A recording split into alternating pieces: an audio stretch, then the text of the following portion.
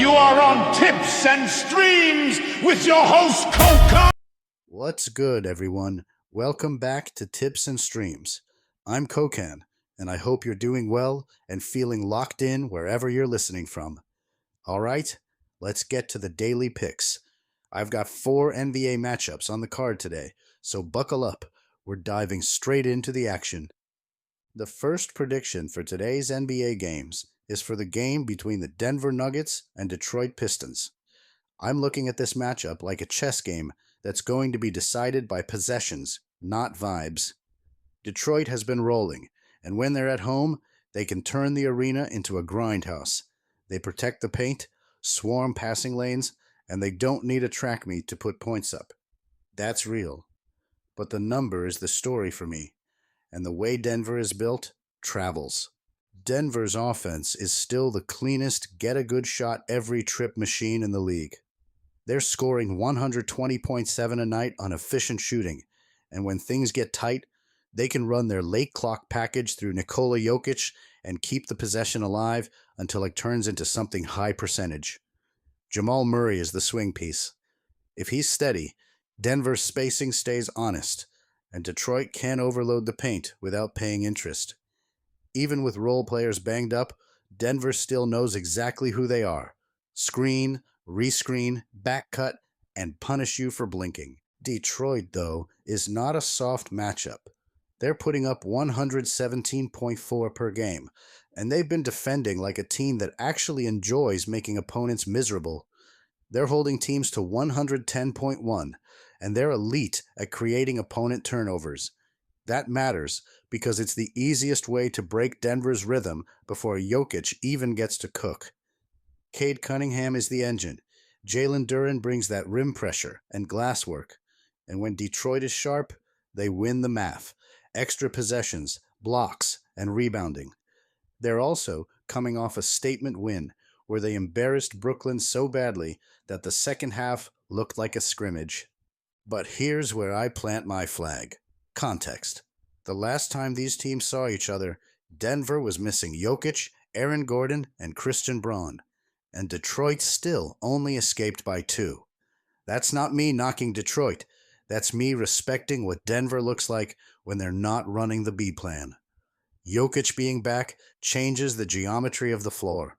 And if Braun is even close to returning, that's another body that helps Denver survive the physical minutes. Now, I'm not ignoring Detroit's angles. The home team has covered 4 of the last 5 meetings, and Detroit has been money in certain Tuesday spots. Plus, Denver has a back-to-back situation hanging over them. I hear all of it, but I keep coming back to Denver as an underdog on the road. They've covered consistently in that role, and they've been a strong road team with 19 wins away from home. When you can score efficiently and keep your late-game execution clean, you don't need perfection to cover points. The total also leans towards a slower script. Detroit's recent night games at home have trended under, and Denver's undertrend as a dog after a home loss fits the same story.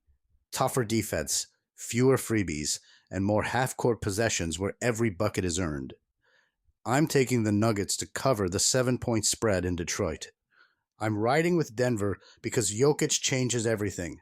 The Nuggets' offense travels, and I trust their half-court execution to keep this within a bucket or 2 all night.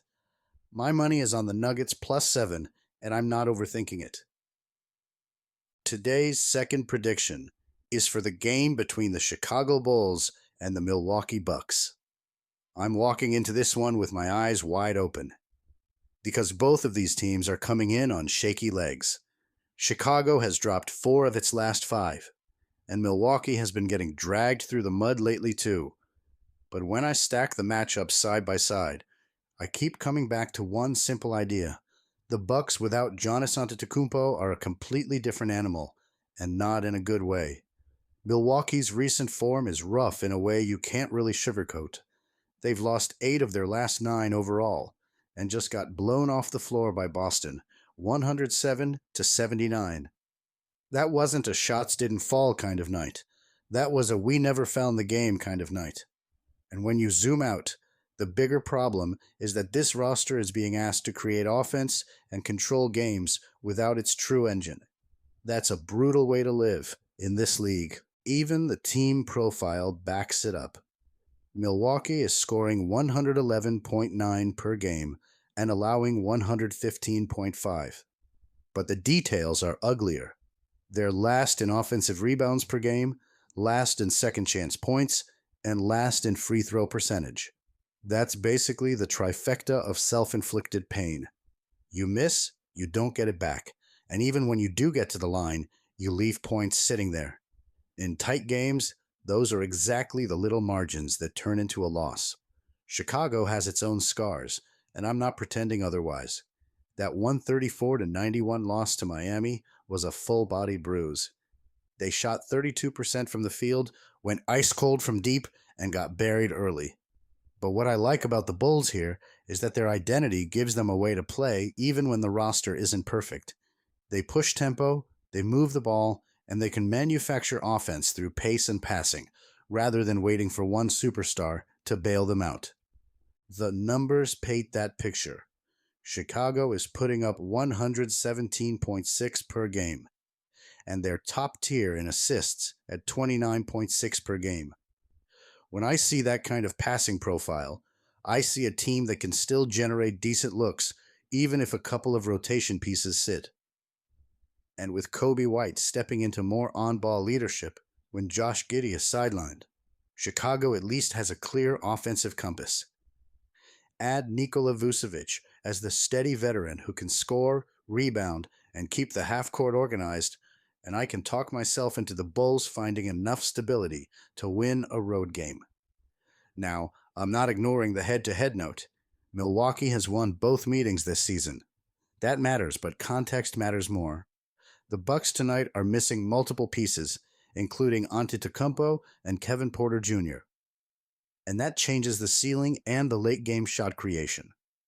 If Milwaukee's best path is hoping Ryan Rollins goes nuclear again, and they shoot their way out of trouble, I also see a game script where Chicago's pace becomes a weapon. The Bulls can turn this into a track meet, force Milwaukee's secondary defenders into rotations, and keep the ball popping until they find clean looks. And if this gets into a close game situation late, I trust Chicago's structure more right now, because Milwaukee has been leaking points and confidence for weeks. So I'm keeping the pick holstered until the final horn. But here it is. My money is on the Bulls to win in Milwaukee. I'm riding with Chicago to show more purpose, more connectivity, and just enough shot making to steal it on the road. The third prediction for today is for the game between the Orlando Magic and the Oklahoma City Thunder. When I break this matchup down, I start with the identity clash. Oklahoma City wants to turn every possession into a test of precision and discipline, while Orlando often lives on effort plays, pressure, and getting downhill to the line. On paper, that sounds simple, but the context makes it tricky. Oklahoma City enters with a 39-11 record, and even with some recent bumps, they still profile like the kind of group that can win games with defense and structure, even when the shot-making cools off. The win in Denver, 121-111, is a perfect example of how they operate when they're locked in. They controlled the flow early, then slammed the door in that third-quarter burst. Shai Gilgeous-Alexander orchestrated it with 34 points and 13 assists, and Cason Wallace gave them a massive scoring punch. That's the Thunder at their best. Clean decision-making, quick trigger shooting when it's there, and constant defensive pressure, forcing opponents into tough possessions. But the part I'm watching like a hawk is the availability list. If you're telling me several core pieces are questionable, I can't handicap this like a normal home favorite role spot. When rotations get thinned, the offense can stall into isolation jumpers, and the glass can become a problem if the rim protection isn't at full strength. That matters against an Orlando team that, for all its inconsistency, does have size and physicality to make you feel every rebound and every cut. On the Orlando side, the record is 25-23, and the results have been uneven lately, including the 112-103 loss in San Antonio. They showed fight to swing momentum in that game, then hit one of those brutal offensive droughts that have followed them too often. Paolo Banchero is still the engine as a scorer and rebounder, and Desmond Bane gives them a cleaner perimeter option. But the bigger story for me is the road profile and the missing shot creation if Franz Wagner is out.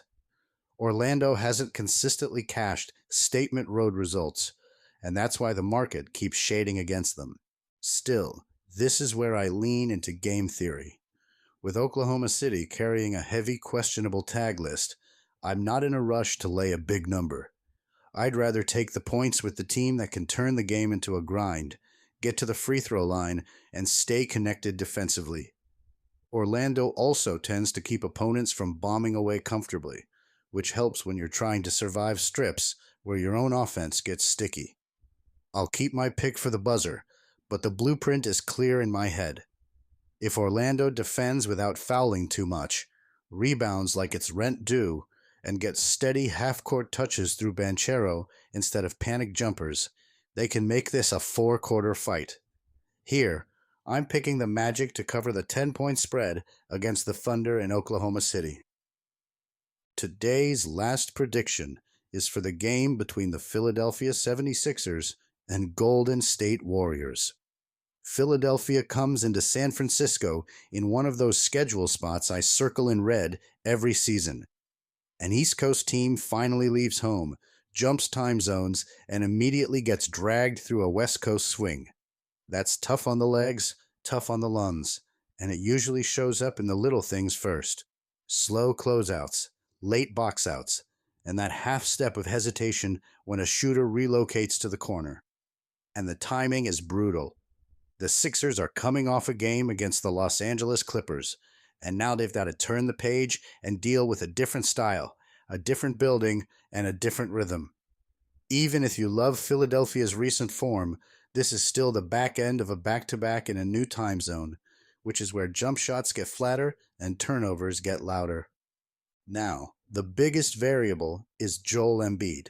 The information floating around suggests he may not go in this one. And even if he does suit up, I'm not assuming he's automatically at full takeover mode on tired legs. Philadelphia's ceiling always rises and falls with him, but the reality is the Sixers have also shown they can score in bunches when Tyrese Maxey is pushing pace and getting downhill. They just hung a strong number on the Clippers, and that kind of first-quarter punch tells me they're coming in confident, not cautious. On the other side, Golden State has been inconsistent, but I'm looking at context more than the headlines.